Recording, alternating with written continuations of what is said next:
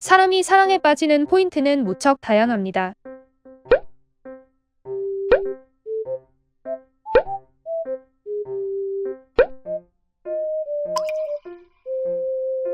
우리는 이런 매력에 빠지기도 하고 역으로 이런 매력을 발산해 누군가를 유혹하기도 하죠.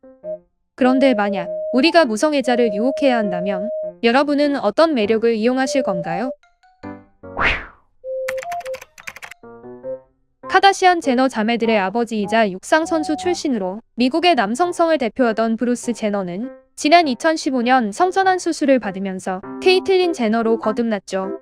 그런데 이후 나는 여전히 이성애자라며 성전환을 했지만 예전과 똑같이 여자를 사랑한다고 말했는데요. 여기는 심각한 어폐가 있습니다. 이 말을 다시 해석하면 케이틀린은 수술로 여자의 몸을 갖게 됐지만 자아는 여전히 남성으로 인식한다는 뜻이거든요. 케이틀린의 자아가 정말 여성이라며 케이틀린은 여자를 사랑하는 자신을 동성애자라고 칭해야 합니다. 이러는 와중에 47살 연하의 모델 겸 사업가 소피아 허친스와 스캔들에 휩싸이기도 한 케이틀린 제너. 수술 후 동성 간의 연애, 결혼 등을 두고 이런저런 가치관의 변화를 거듭해온 케이틀린은 끝내 자신을 이성이건 동성이건 타인에게 성적으로 매력을 느끼지 못하는 무성애자라고 정의했습니다. 그리고 때마침 누군가 인터넷에 이런 질문을 올리죠.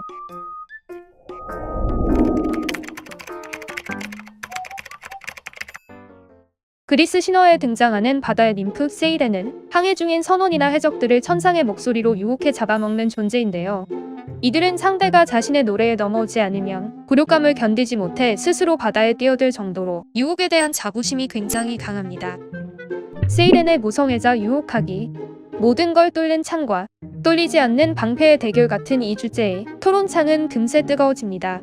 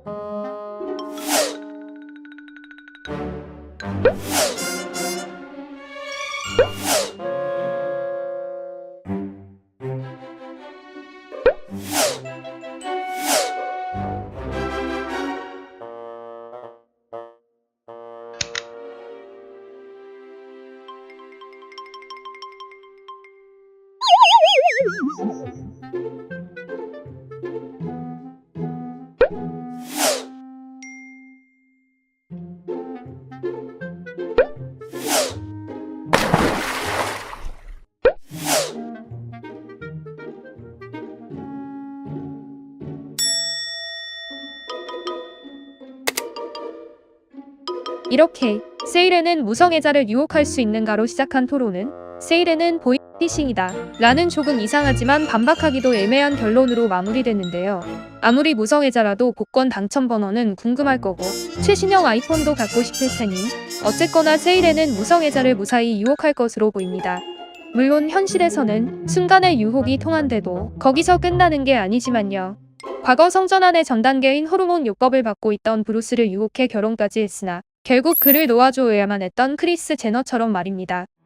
비슷하게 세이렌의 노래처럼 매혹적인 낚시로 왕을 낚았지만 진실을 한 왕에게 결혼 내내 구박받고 결국 이혼까지 당한 왕비가 있었는데요. 바로 영국 헨리 8세의 네 번째 아내 클레페의 앤입니다. 헨리 8세의 궁정에는 실력이 아주 좋은 화가 한스 홀바인이 있었는데요. 초상화의 대가라 불린 홀바인은 구도 설정과 디테일 묘사, 분위기 연출 실력이 독보적이었죠. 홀바인과 다른 화가가 각각 그린 헨리 8세의 초상화 두 개를 비교해봅시다. 홀바인의 초상화 속 헨리 8세는 조금 높은 각도에서 우리를 지그시 내려다봄으로써 자연스럽게 위엄을 드러냅니다. 옷의 자수와 장식도 무척 정교하게 그려져 있고 깃털이 달린 모자는 부드러운 곡선으로 머리를 감싸 헨리 8세의 인상을 한층 더 우아하게 꾸며주죠. 반면 다른 화가의 초상화 속 헨리 8세는 장식 표현이 많이 생략돼 있고 어두운 색깔의 모자가 머리 위에 축 늘어져 전체적으로 좀스럽고 우울한 인상을 풍깁니다. 이처럼 뛰어난 화가였던 홀바인은 첫 번째 아내 캐서린을 내쫓고 두 번째 아내 엠블린을 처형하고 세 번째 아내 제인 시모어와는 사별한 헨리 8세가 또 결혼을 하겠다고 나서자 주군의 결혼 전 무언가 굳게 다짐한 채 예비 신부의 초상화를 그리러 떠납니다. 홀바인은 우선 유력한 왕비 후보였던 밀라노 공작 부인 크리스티나의 초상화를 그려오는데요.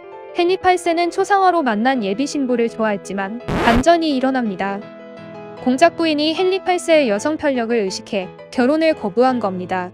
이 거절 다음으로 홀바인이 그려온 초상화가 바로 클레페의 앤이었습니다.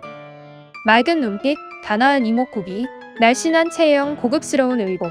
모든 요소들이 조화롭게 아름다운 초상화 속 앤은 헨리 8세의 마음을 단숨에 사로잡았습니다. 다른 화가가 그린 엠블린의 초상화와 비교해보면 홀바인이 인물을 얼마나 아름답고 생기있게 그려내는지 알 수 있죠.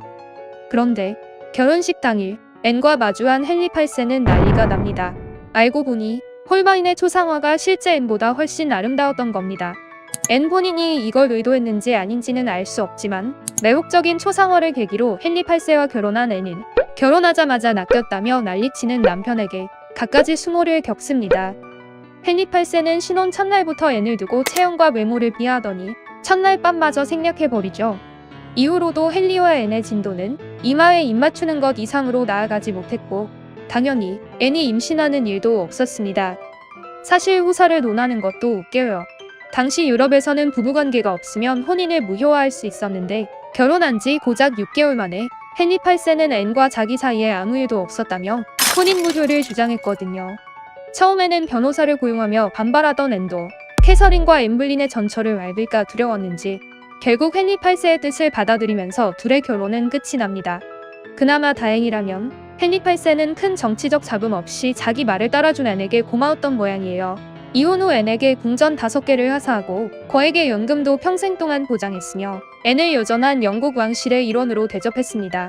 더 이상 왕비는 아니지만 사교계에서 존중받도록 왕의 사랑받는 누이라는 호칭도 부여했죠. 케이틀린과 크리스가 이혼 후에도 가족이자 친구로서 교류하며 나름 좋은 관계를 유지하는 것처럼요. 아무쪼록 세인 앤식 유혹은 단편적으로는 성공할 수 있더라도 끝까지 완벽한 해피엔딩까지는 힘들어 보입니다. 졸리우드였습니다.